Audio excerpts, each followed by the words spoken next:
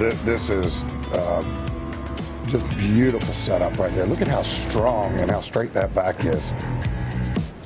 As he turns away, everything loads behind the golf ball. Solid post on that right-hand side. And then as he turns through, he starts down, and the hips fire so far out of the way that right there at impact, they're actually turning back toward the ball just slightly. And it's like a recoil that generates so much more club head speed. You can't do that at home, folks.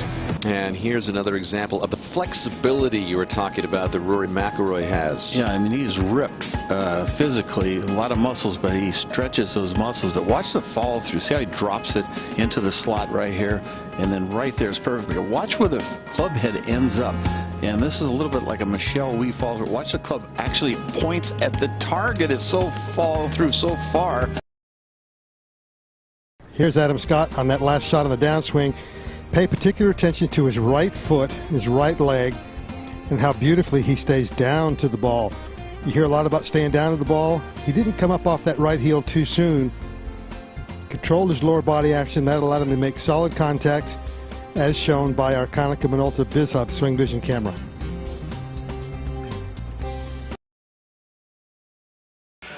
Yeah, nice straight backside out, look to the top. It gets to the top. You know, look at the club face and the left wrist are basically the same. They're parallel. That means a square face.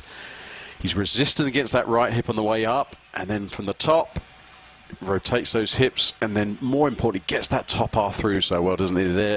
There's just no impingement on the way through. Swing Vision camera. I only want you to focus on Bubba's head and his cap. Nothing else. Don't watch the swing, don't watch the footwork, don't watch anything. Because as much movement as he has with his legs, with his feet, and as high as he gets his swing, the only way he can control that and find the center of the club face on the back of the ball consistently is by keeping his swing arc, his swing center in the same place. And especially when you consider he's swinging at 125 miles an hour of club head speed, he does a marvelous job of retaining his head position. In my opinion, that's the key to his ability to find the ball consistently. Let's use our Konica Minolta BizHub Swing Vision camera to show how Dustin Johnson creates so much power in his golf swing. I want to identify the distance his arms are from his body at address, because as he takes the club away, you're going to see the arms breaking away from the body, getting a little bit farther away from him. The net result of that is, at the halfway back point, you're going to see the club head getting inside of his hands. Now, that's not good, because what that leads to is his infamous wrist position at the top of his backswing. And that's what everybody focuses on, this position right here. But really what I want you to focus on is how wonderfully he rotates his knees, how beautifully he turns his hips and his torso. That unbelievable body rotation is really the key to his explosive power. As we change directions now, you're going to be able to see how he stays back on his right leg long enough, changing directions, so that when he comes into the golf ball, he is going to have the shaft in an absolutely perfect position at impact, and the back of the left wrist and forearm is flat. So he returns it to an impeccable position at impact because of his phenomenal body rotation. You'll never hit it as far as Dustin Johnson, but if you want to hit it farther, try turning your body as much as he does.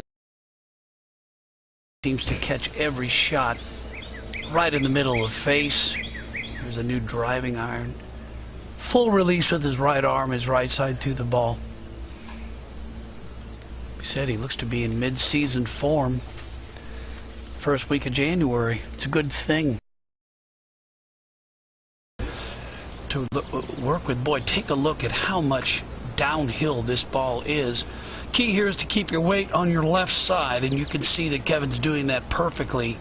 Now, trying to maintain balance to the ball. At this point here, you're going to lose your balance, as we saw Kevin do, because your weight wants to throw down the slope. Now, if you look at Louis over here, you can see beautiful lines here from posture back just gently hanging over the golf ball, the arms just hanging down below the shoulders. That's a beautiful situation there. Now as he swings back, it's all very standard, hands close to the body. You can see the lower half starts to rotate away, very little hand action, and this is just beautiful stuff because there's no manipulation of the club. As we get him to the top here, a beautiful situation. You can see the left forearm and the club face parallel with each other, which means it's very square, and you can see how the right hip is sort of turned in behind him. The thing to watch though is that this hip tends to fire a little early on the way down, so as he transitions now, you'll see that right hip sort of kick towards the golf ball. Sometimes it gets that right elbow just a little stuck in behind the hip, and you can see how this area is now straightened up.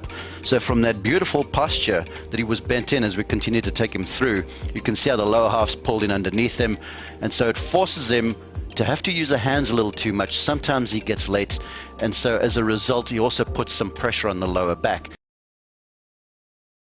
Just notice the setup. Everything square, shoulders, hips, knees, aiming right down the left side of the fairway. Tall, stands up erect, beautiful straight takeaway. Look how upright he is. Club is perfect at the top. Notice the face of the club matching up with the left arm. All his weight is shifted into his right side. He's loaded up perfectly. Now he'll start the downswing with his legs. Notice him drive down the line. Look how well his head stays in, maintains his spine angle.